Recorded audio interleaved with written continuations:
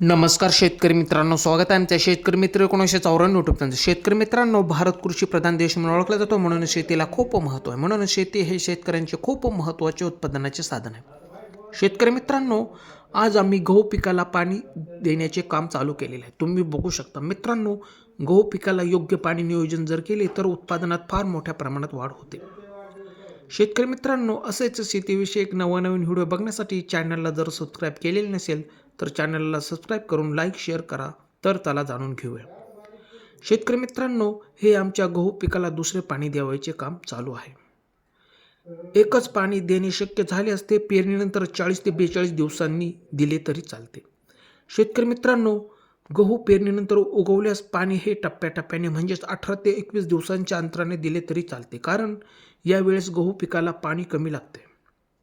परंतु जेव्हा गहू पीक हे फुटवे आणि फुलोऱ्याच्या अवस्थेत असतो तेव्हा पाण्याची फार गरज भासते, कारण त्यावेळेस पाणी जर कमी पडले तर आपले उत्पादन घटू शकते.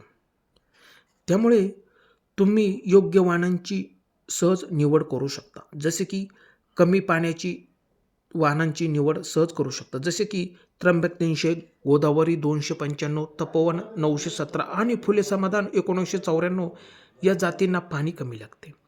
शेतकरी मित्रांनो, पाणी कमी लागते म्हणजेच इतर जातींच्या तुलनेत पाणी कमी लागते. शेतकरी मित्रांनो, तुम्ही बघू शकता कशा प्रकारे गहू या पिकाची जोमाने वाढ झालेली असून गहू पिकाला पेरणीच्या वेळी नायट्रोजनचा पहिला डोस द्यावा. पीक साधारणपणे 55 ते 70 दिवसांचे झाल्यावर दुसरा डोस द्यावा.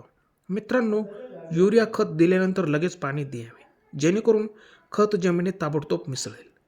मित्रांनो, युरियाचा उपयोग दाट हिरवी वाढ, नायट्रोजन, पानांच्या आणि खोडांच्या वाढीस सामर्थ्य देते, म्हणून पिके अधिक जोमाने विकसित होतात. शेतकरी मित्रांनो, तुम्हाला दिलेली माहिती कशी वाटली? आवडल्यास चॅनलला सबस्क्राईब करा, लाईक करा, शेअर करा. धन्यवाद.